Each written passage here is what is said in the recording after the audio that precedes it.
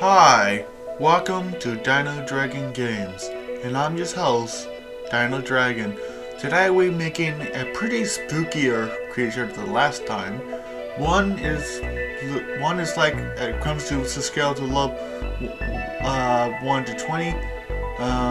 One is like a 8 means it's like a creature that you would assume it's only cute from a certain point of view. This is kind of creepy looking actually.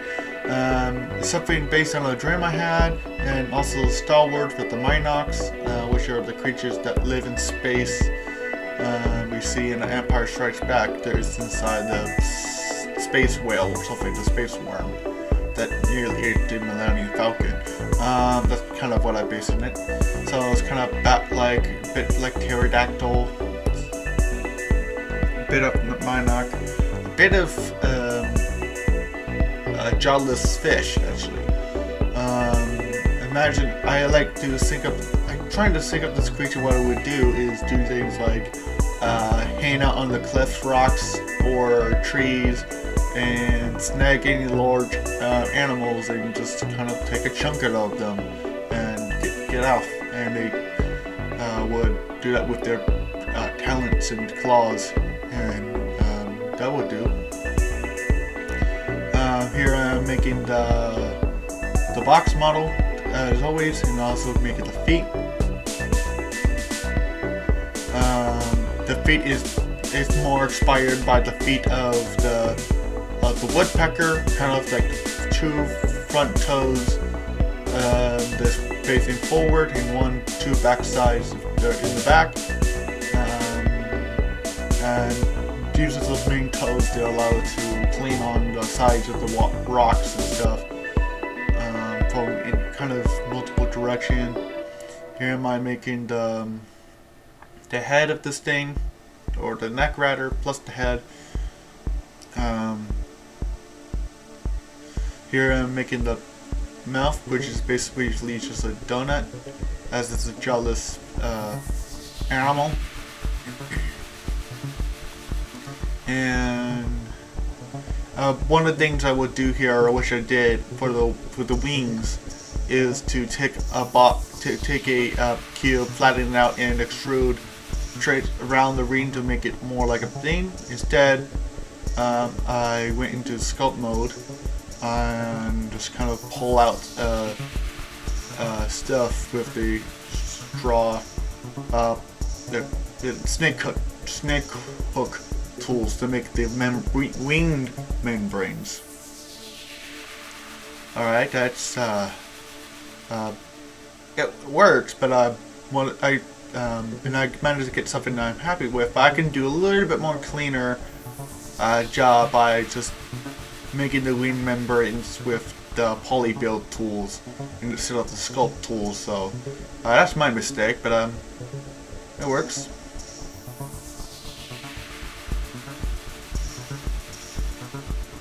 Here am I pulling out geometry with the snake hook tool to make wings.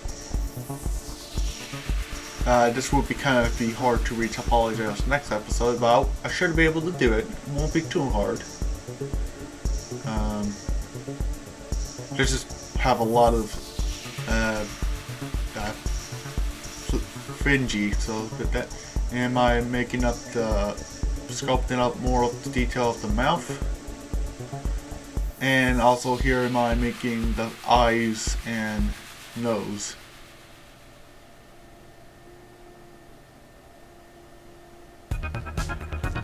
Here am I using the clay strips to make a little bit more fleshiness of it,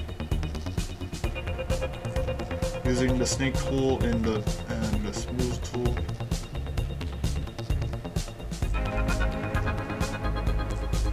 Here am I making the fingers of the wing.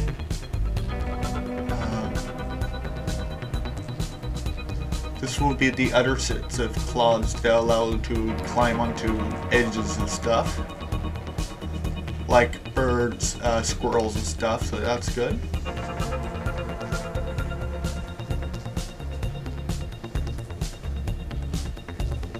Here am I playing with the remesh tool to get a lot more details. skipping ahead, using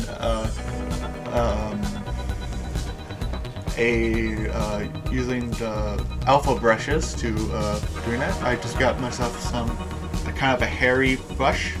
At some point that can deform, and I just fill in it with the poly strip, the clay strips, and just smoothing things out. It should be relatively smooth and not stuff like that.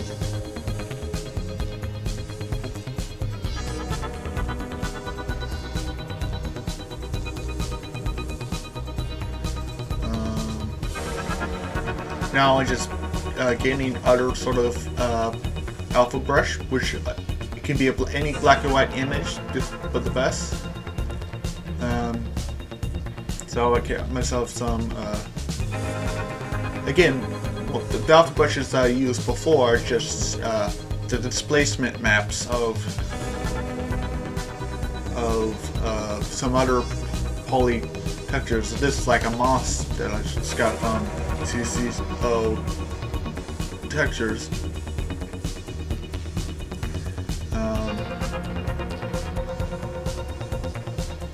So any sort of art things, fixing things, re-editing, seeing what can be done.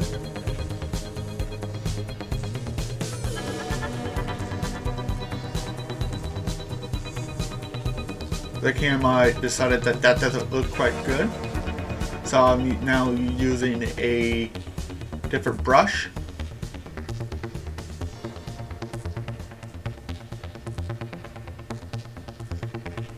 So creating a new texture brush. So of course I am going to get a new alpha brush setup, and it's these type of scales that might look interesting.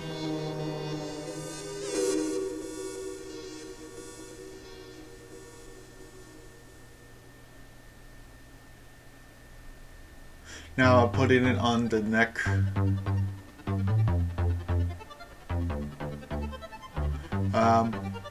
Although another thing I would probably do, I think I'll probably get the, but I will probably use that particular brush on the legs as well as the arms. Like I'm about to do that in a little bit.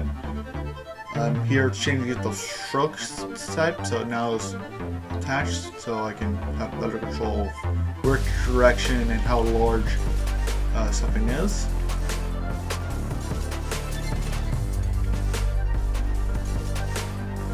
So that looks good. So this thing kind of has like fur and a bit of fur on the base of the neck and top of the body. Basically the thorax of any sort of creatures, which is the chest and shoulders. And this thing also has a lot of skin. So it's actually a mammal, not a reptile or anything like that. It's actually a mammalian. So it's kind of like an architect of bats. I imagine they're nocturnal. So that's what I would like them to do. Something that's just bumped in the night. They don't like light a lot. And if they're living in the sides of trees and cliffs and stuff, you know, hey, let's make them nocturnal. So looking around, seeing what other changes I can do.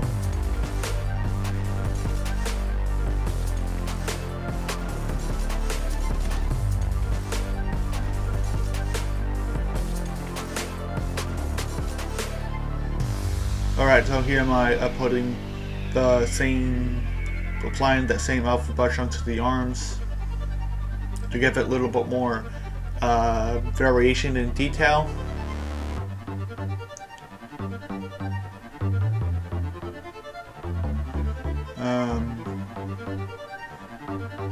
What else I'm doing? So it seems that I've done for now. The next thing I'm going to add is the eyes, which are UV spheres. I scale them down to size and put in the sockets that I placed earlier and applying the mirror modifier to them.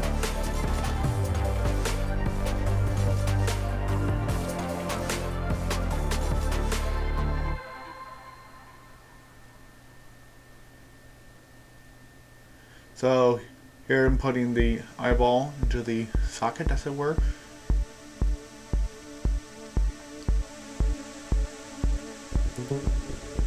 Moving them in place where it sits quite white in there. That looks pretty right to me. And now I am applying a mirror modifier and mirrored it across the other side. Also, now I'm setting up the color texture. The rest of the maps I'm going to do, I'm going to color it after we apologize. This is only for the detail, and this is only to represent what the final color would be like.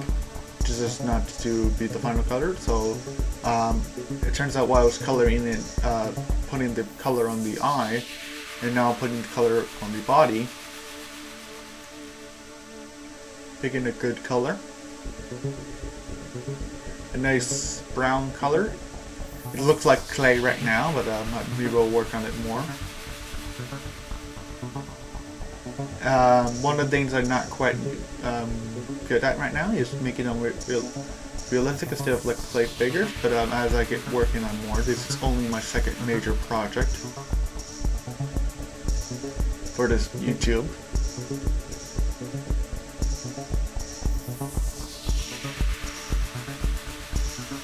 Am I saving up the render, but albeit this would not be the final render that I would do.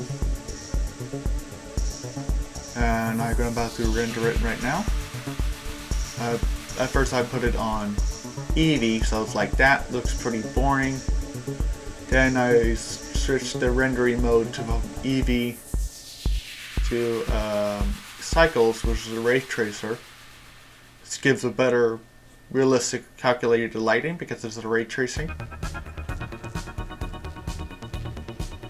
Here, here's me doing the same render.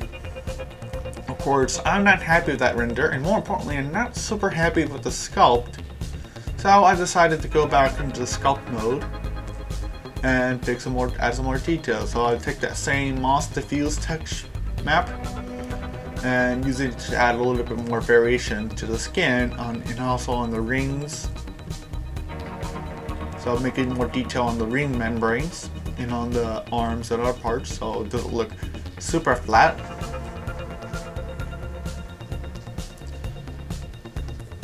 I've given it to more and more of a bumpy type of texture instead of like a scale or a fur-like texture, because I want some parts of it to be skin and other parts to be fur. The biggest part of it is on the upper body and the shoulders. Am I picking around the mouth, so it's now deeper, and I'm adding a little bit of teeth. Again, this thing is meant to ambush large mammals or animals and take meat chunks of it, kind of like the cookie cutter shark. So imagine in the wild you would come across animals that have cookie cutter sharp shaped holes in them. That's because they've been attacked by one of these creatures. And I put it in a blue background into the world material, just turning it blue so it looks like it's a night thing, and it now looks like it's someone shining a light from underneath it. So that's pretty ominous scene, so it's kind of flying overhead and someone have a flashlight on it. And here's some of the render. Cool. And so yeah, that's the end of the video. Here's the full image without any sort of UI obstruction. And this is the first part. The next part I'm going to apologize. Like and subscribe. Hit the notification bell. Give a like. Follow me on Workstation, which I would post this here. And I will see you next time. Bye bye.